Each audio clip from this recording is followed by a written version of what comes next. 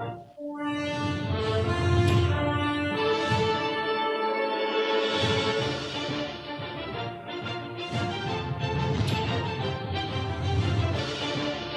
you so much, everyone, for staying with us. Let's get back to the conversation tonight. We have Brigadier General Jones Arogbofa.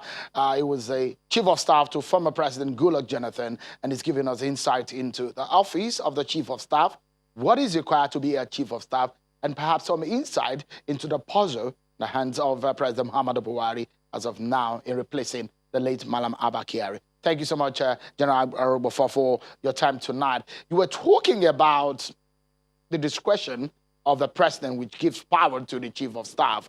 But are you one of those who think that a former military officer would be appropriate for that office? Because a lot of people have said people from the Signal Corps could be appropriate for that office. What are your thoughts? Well, I've heard that repeatedly, but if you look at the issue of the chief of staff itself, the beginning of it is with the military. The military in their operations, in their administration, in their logistics support for war, they create large staff establishment that are to be managed for the commander of the battle. So it's an issue of the military first before the political arm took it over and started appointing chief of staff to manage the office of the president. I think it's okay if an experienced military officer is appointed as the chief of staff to the president because of his wealth of experience, because of his knowledge, because of his training and ability to manage resources and both human and material resources. I think it's a good one. But then, the office of the chief of staff is a political office. So politicians can fit into it. And let me stress the fact that it's not only in politics that you appoint chief of staff. Business community, leaders of multinational business organizations, they have chief of staffs. And several other establishments can choose to have chief of staff, especially when they have large staff to manage. And the time is not available for the head of the establishment to have everything put together and make the organization to work. So to be the chief of staff to the president, it will be good, depending on the president, to have a retired military officer. But then, it's not the only condition that is required. It's a necessary condition. There are civilians who are good. There are politicians who are good. And there are people also who are non-military, non-politician, who are equally very savvy and who are good and they can do the job. How easy, I mean, because at the time that you were, before you were appointed, there are controversies around the appointment of former President Jonathan. A lot of people drew ethnic coloration into his appointment. Would you say that an interest in your own ethnic group could also inform the principal's choice of a chief of staff? Is that a very, very important consideration? It is a likely consideration. The president at the helm of affairs usually wants to balance things in this country. He doesn't want to pick everybody from one particular place, because once you become the president, you become the president of everybody, and you want to touch base with every part of the nation. So that's the issue, yeah, because this is a political thing. People are bound to ask for their rights politically, that, okay, we voted for you, give us this appointment or give us that. It happens, but that is politics. It doesn't mean it should be the standard through which such a thing should be determined. Rather than using that as a standard, look for people who have the qualification, who are capable, people who are ethical, people who have the ability to get the job done. Those are the people with good, excellent loyalty, you look for them and you place them there and get the job done. Until you are able to fish such people out, it may be difficult to really have the right performance you want in that office.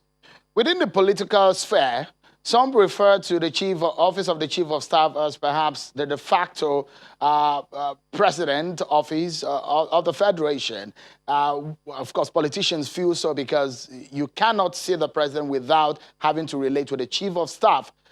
But as it stands right now, does he operate at your time that, especially when the president said that all communications through his office from the minister must go through the chief of staff? Was that what was operational when you were in office?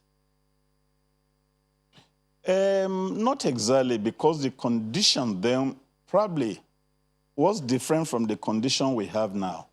Mr. President may have a reason why he decided to take that decision. I don't know the reason. I don't understand why he did it. He's the man sitting on the seat. He's the man who knows what is going on.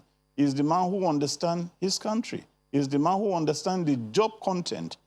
And is the man who can say, okay, this is the way I want to do it. So he can empower his chief of staff to do more in some areas. Maybe in the area of security, for example, he can empower his chief of staff to do, because he appoints the chief of staff. The chief of staff is responsible directly to him.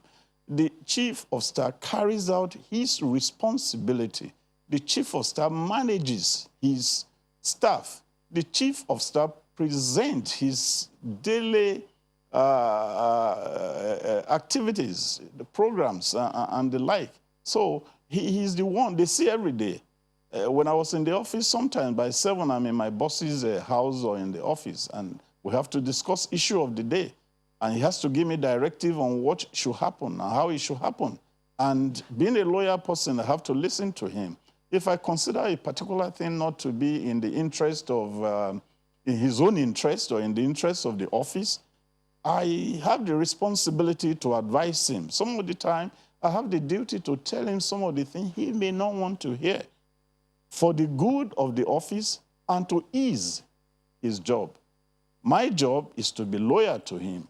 My job is to ensure that I put that office in order. My job is to ensure that I make his own job better and smoother. My job is to ensure that I try as much as possible to prevent him from getting involved in things that will ordinarily take him away from the focus of the day. General. So it depends on the shape. All right. So I have about 40 seconds to go on the show tonight. It's interesting to hear from you tonight and get these perspectives. But I want to shoot 2 questions at you, and I hope that you'll be able to help me answer them in those 40 seconds. The first being that, would you say that the chief of staff is very, very powerful? Anywhere in the world, he's powerful. Anybody who is controlling human and material resources for an organization is surely powerful. Definitely powerful. But then he's subject to someone.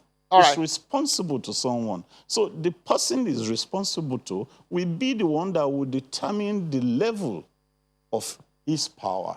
So this very question is, I need your response in about 15 seconds.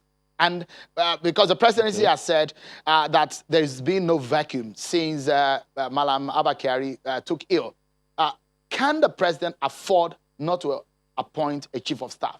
Is it possible? Oh, legally, he can afford not to do it. It's not legal. It doesn't have any legal. It's not. He has no legal binding to appoint a chief of staff. He may choose not to. He may decide to use a personal secretary. He may decide to use other people to get the job done. The aim of having the chief of staff should be simple to everybody. Everybody should understand it. Is to reduce the pressure of work on the president.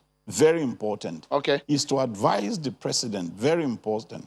Is to manage the office of the president, very important. We obviously out of time, but it's so refreshing to hear from you, Brigadier General Jones Arogbofa. It's very interesting again to see you after leaving office. Thank you so much, former Chief of Staff to former President Goodluck Jonathan.